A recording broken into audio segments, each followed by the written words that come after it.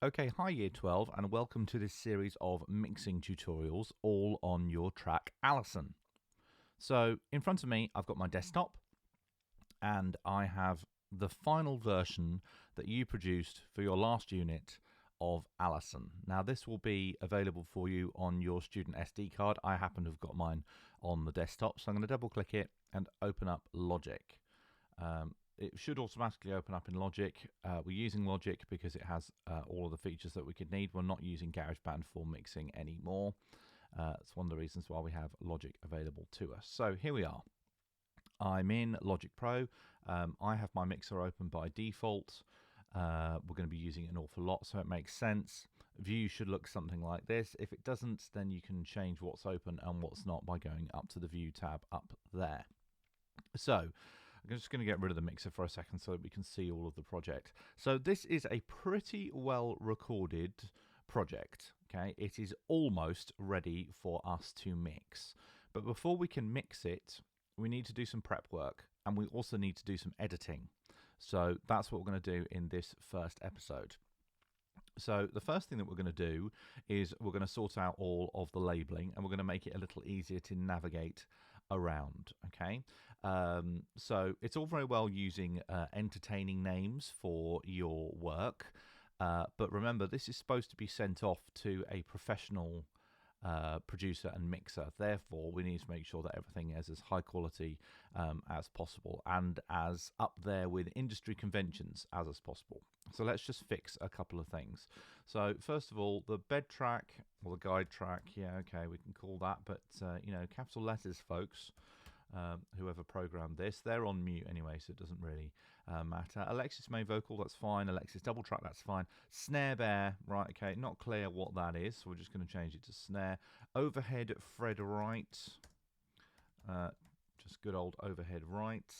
Same with overhead Fred left. Okay, Thomas 1, ha ha ha, is going to be Tom 1, Tom 2. And then could be Tom 3, or you could call it Floor Tom. Let's go with Floor Tom. And then bass face. Now that's already going to cause confusion because we've got another track called the bass. So when we're recording, we traditionally refer to it as a kick drum. Right, now bass is also confusing because as the project is saved, we have two bass tracks. So first of all, let's put them together. And then I think this is bass take 1. And this is bass take 2, and they're both live for some reason, so we're currently doubling the bass, which is going to sound a little bit strange. So straight away I'm going to put take 1 on mute, so getting us all nice and tidy. Rhythm guitar, excuse me, rhythm guitar 1, rhythm guitar 2, lead guitar, oops, can't spell lead apparently, lead guitar solo, and then synth is fine, just needs a capital letter. Okay, so that's really basic, just getting your labels nice. The icons are fine, done a good job there, that's absolutely great. But I'm gonna color code a little bit as well because I find it really useful when I'm mixing to be able to see exactly which tracks are going together. So for example, I'm going to select both of the vocal tracks. I'm going to go option C and let's make Alexis this nice pink color. So all of the vocals are going to be pink. Next up, I'm going to select all of the drums. Colors are still open, so I'm going to make them green. That works quite nicely. Then guitar tracks, let's make them yellow. We'll have both the basses, let's make them turquoise, why not? And then the synth, what colour haven't we used? Sort of, well, that's not a very pleasant colour, is it? How about dark blue? There we go. So straight away, just a little easier to find our way around things. And you will notice if you open the mixer that the tracks here haven't changed. So we're going to do the same thing here. So we made Alexis using the wrong hotkey. Made Alexis pink. We said that the drums were going to be green. Colour did we make the guitars? We made them yellow.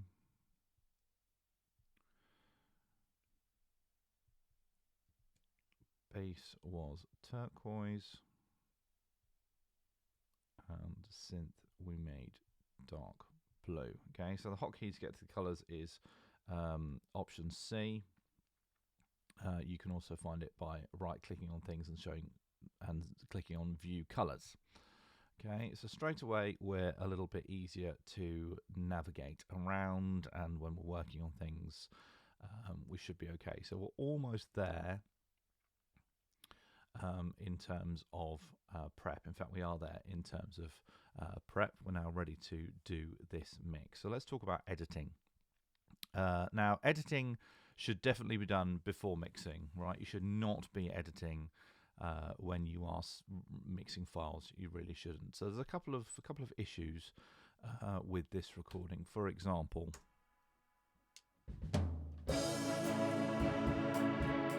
okay, that beginning is not clean. We need to get rid of that. So I'm going to use the horizontal zoom tool. And what's the first thing that we hear?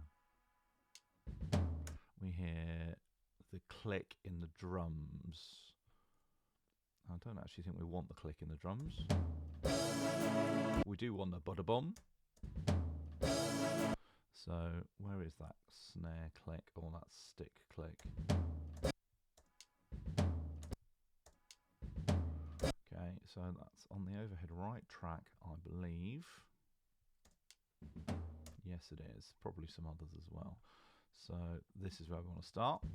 No, it's not. Go back a little bit further. Can't see, so zoom in a bit.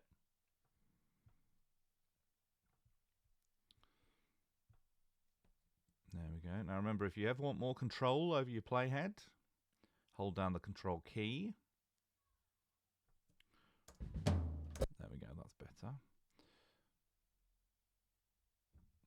Okay, going to select all, which is Command A or Windows A. And then trim, which is Windows T. And then zoom out again. Take out all of those little beginning sections, select all again, and drag them all back to the beginning. Make sure that you've got all of them. Let's have a listen to that.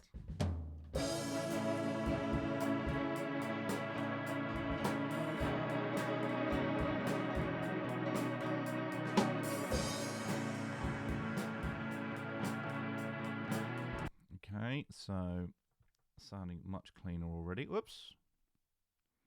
Logic does do some funny things when I am zooming in and out, I find. It's very easy to hit a key by mistake and move things around. So we've got quite a lot of guitar ring at the beginning, which we can take out. So let's just solo our guitars.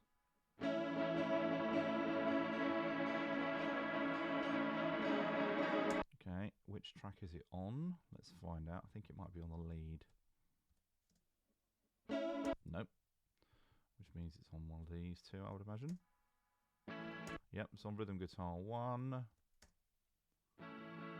It's actually only on Rhythm Guitar 1. So all I'm going to do here is grab hold of the starts of the Allison project file, and I'm going to drag it out, or drag it in rather,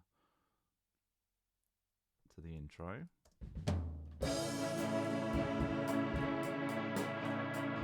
And now we've got a nice clean intro, so we're all good. Now, Sam, I'm terribly sorry to say this, but I think there's far too much guitar texture going on at various points.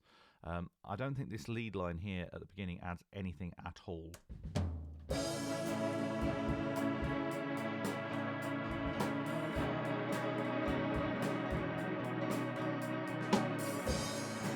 The delay, there's some weird out of time stuff going on. So I'm going to mute this. I did this on the last mix that I did for the school concert as well. But I'm only going to mute this section of it. So I'm not going to mute the entire track because I do want what's on the lead guitar later.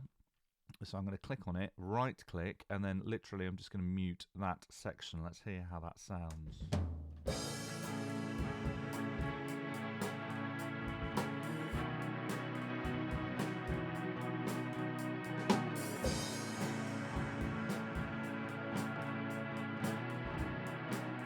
That to me sounds far, far better. There's no weird rhythmic trickery going on between the different parts. So I'm gonna do that. And then I'm not entirely sure what happened in this midsection. You've used the take feature. I'm not sure if that was deliberate or if you just recorded over the top of a track when you didn't mean to. But this crossfade sounds very strange. If we just put this on.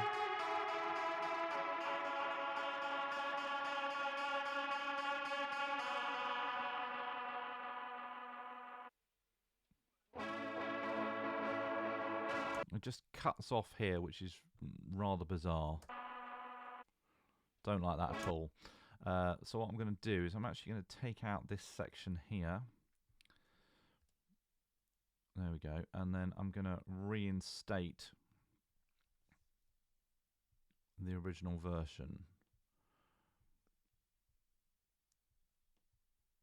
He says, there we go. Okay, now we sort of have a fade out. That works much better. And again, that little section wasn't sounding so good anyway. So the fact that we've lost this lead guitar is not a major problem. The rest of the lead sounds okay.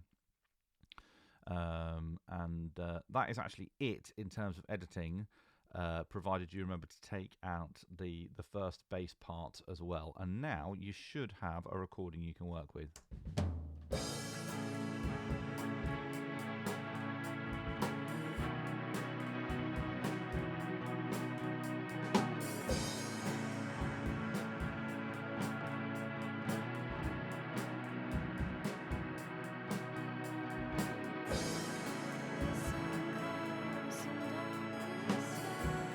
There we go, so we're now ready to get going on the mixing process itself.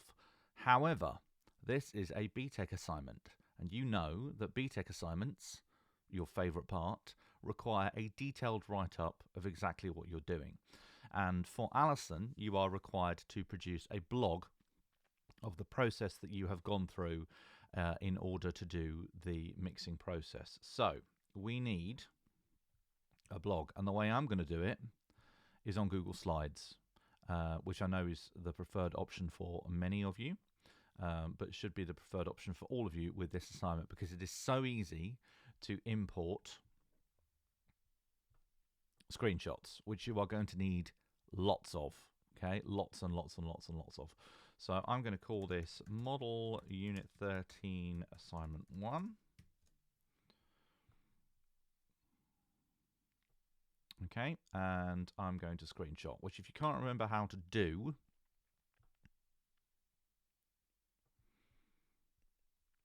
is Windows Shift and 3 for the whole screen, Windows Shift and 4 for a little bit of the screen. And actually thinking about it, I probably should have taken a screenshot at the very beginning of the process. So what I'm going to do is I'm going to do File, Save As. I'm going to call it Tutorial Copy 1. Close that down. You can open the first one. Zoom out a little bit. Try and get all of the screen in. Try and have Logic covering all of the window. There we go. So screenshot.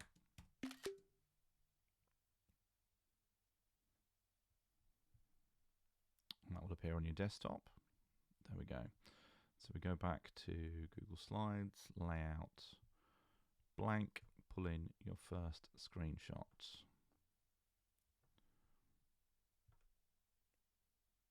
There we go, and it should actually be the same size.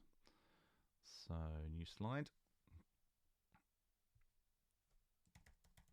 You can title these as you want.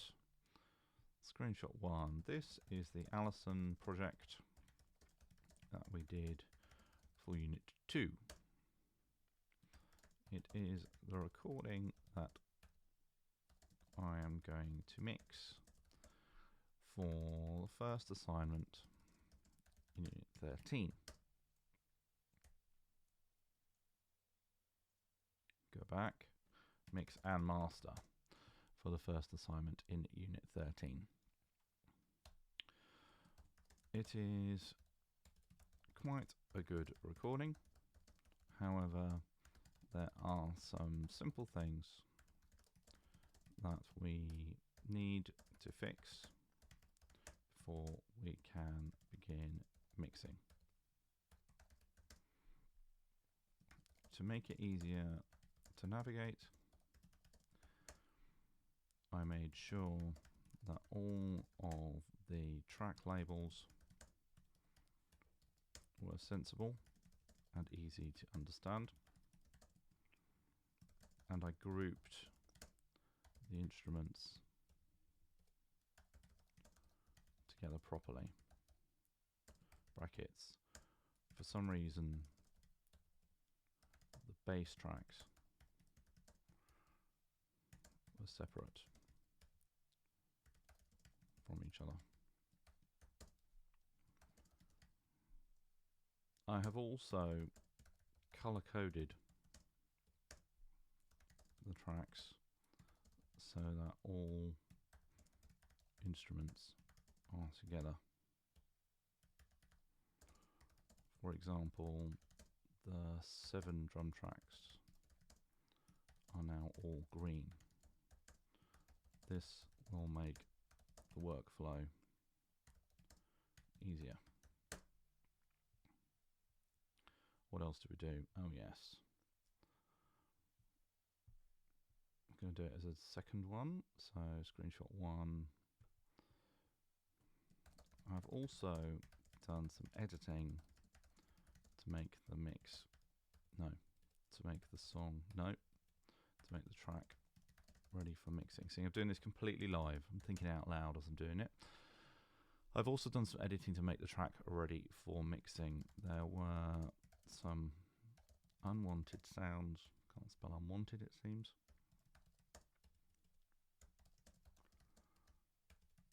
At the start. So I trimmed these off and also took out some of the guitar ring at the very start.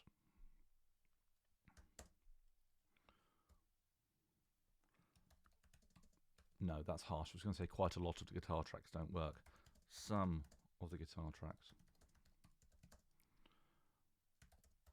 don't work as well as they could, and they thicken the texture too much. So I used the mute function on parts of the track, of the lead, be specific. So I used the mute function on parts of the lead guitar track to remove this and leave a cleaner result. Okay, so there we go. And then if we go new slide, and we're going to open our copy that we've been working on. And I can take another screenshot.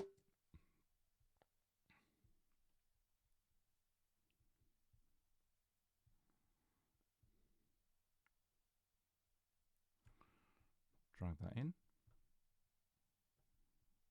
Again, resize it. And there you've got some beautiful evidence. Okay, so you've got all what you started with, explanations to what you've done, you know, and then it's far more professional than it was previously, and it's all ready to go.